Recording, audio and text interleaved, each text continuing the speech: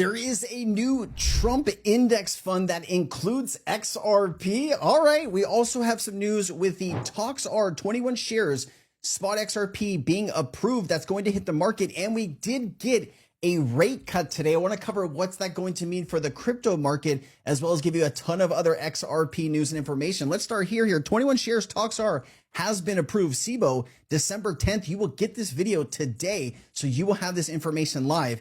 Around noontime today, we had about $10 million in spot XRP ETFs. And so I'm waiting to get some more information. So it looks like inflows have been down a little bit here. 3 hours left. We're at $13 million. So it has been steadily climbing. Hopefully we'll hit about 15 to 20 million today.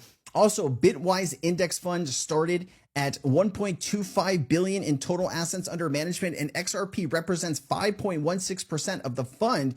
If you're not familiar with how much this is another $64.5 million going and buying fresh XRP off the open market. Bitwise dropped their latest ETF asset return table in XRP. This is the only asset that ranked in the top 3 performers in 6 of the last 12 months. Flows don't lie. Momentum is building beneath the surface.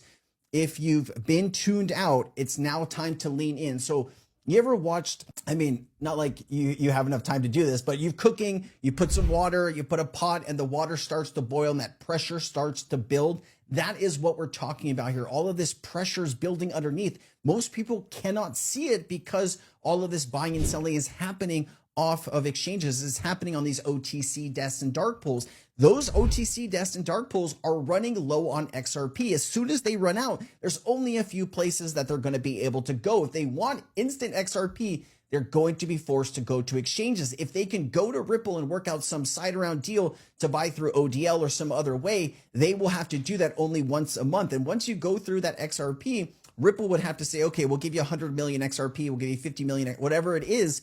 That's going to go pretty quickly, right? And Ripple being stewards of the XRP ledger, who knows what they're going to say, right? They might not want to give any of that XRP up. We'll have to see. Trump index fund on standby and XRP is included. Political capital plus financial capital aligning around the same asset is not an accident. They know exactly which assets survive regulation. Okay, all right. The proposed product in a multi-coin spot ETF built around Bitcoin and ETH with XRP as a smaller but explicit component. Here is a concise breakdown. So based on the fund structure, the product is called Truth Social Crypto Blue Chip ETF and is organized as Nevada Business Trust sponsored by the Yorkville American Digital. It aims to list New York Stock Exchange ACRA and issue shares them directly reflect the value of the underlying crypto held in the trust. The portfolio weight index here is going to be Bitcoin, Ether, Solana, Kronos, and XRP.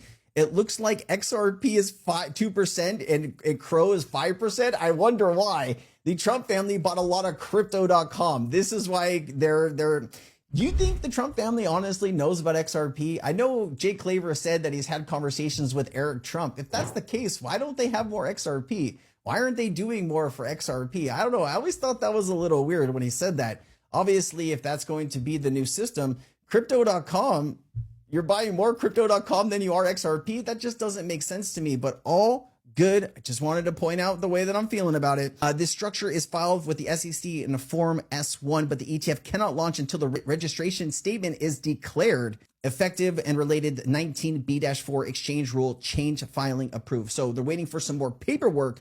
This should be maybe over the line here soon enough. Yes, the United States is focused on CBDC interoperability through FedNow. This is interesting. So here's a new document here, International Comparison of CBDC Developments, focused on interoperability with FedNow. And so here is what the document they were referring to. The United States is playing a deliberate double game. Washington's public, they basically, their comments around CBDCs looks confusing only if you ignore the broader strategy. The U.S. is almost certainly to launch a CBDC, just not yet. For now, it is delaying its own digital dollar to preserve the strength of the current system. At the time, it was using its influence across the global financial infrastructure such as SWIFT and FedWire to slow the progress of competing projects like the digital euro and the digital yuan. This is a geopolitical move designed to prevent rival CBDCs from gaining momentum while the American timeline remains paused. In parallel, the U.S. is promoting private USD-backed stablecoins and encouraging institutions like SWIFT to support them as a preferred digital expression of the dollar. This pressure is one of the reasons the European Union is accelerating the work on the digital euro. So the reason the European Union is accelerating is because 99% of the stablecoins in the crypto market right now are dollar backed. And they understand if they don't make some moves quickly before other countries do, that the euro could become less used, especially in this digital infrastructure that we are currently seeing. So they want to have a seat at the table, and that is why they are pushing forward quickly and do diligently with a digital euro. And you are going to probably see that. I would imagine the timeline for this, they're going to launch the testing next year in 26.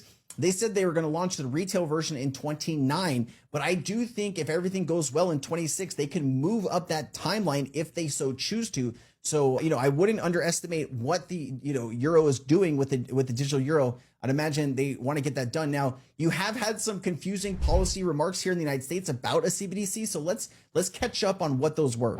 The images reflect the U.S. policy, except to rely on FedNow and private stablecoins in near term, while deliberately slowing any move to full retail digital dollar at the current law, plus Trump's own order to make a retail CBDC very unlikely without a future act of Congress. A tokenized wholesale dollar inside the banking system remains more plausible and an incremental step, but even that would need to be structured carefully to avoid conflicting with the new statutory and executive bans. So here's the status of the Anti-CBDC Act. The Anti-CBDC Surveillance State Act passed the House in July 2025, but is not passed the Senate, so that is not a law yet.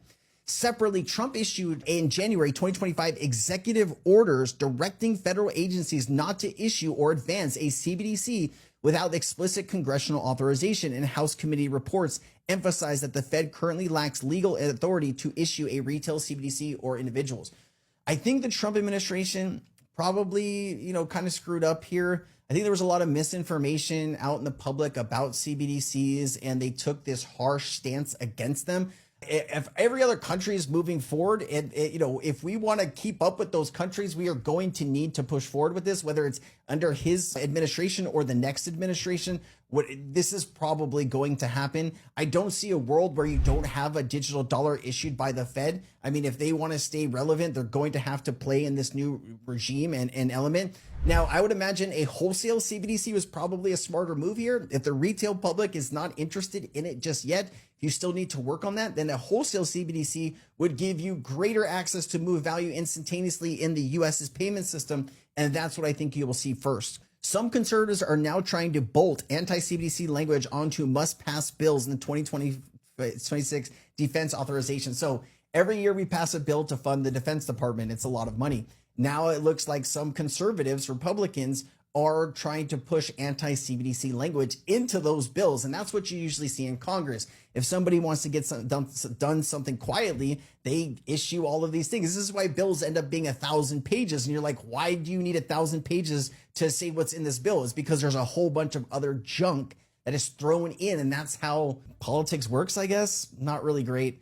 What does this mean for US CBDC? Retail CBDC, Congress' own reports say that the Fed cannot issue a retail CBDC without specific authorized law, and Trump's executive order plus the House passed Anti-CBDC Act both aim to prohibit research, pilots, and issuance. So we don't even want to research this or even pilot the technology to get it ready. I think this is a huge mistake. This puts the US at such a disadvantage when you can't even research it. Because let's say something happens in the world and you're like, oh snap, we really need a CBDC now. Regardless of what people's public opinion is, we need this now for our financial system. If you can't even research it or pilot it, you're going to be years away. So if there's an instant that you need something and you haven't even done the test required to launch that system, you're going to look really stupid in the grand scheme of things. So I think this is fear mongering and tactics. You need to understand the technology. You need to test it. You need to get a system ready in case that we need it. Period. End of stop.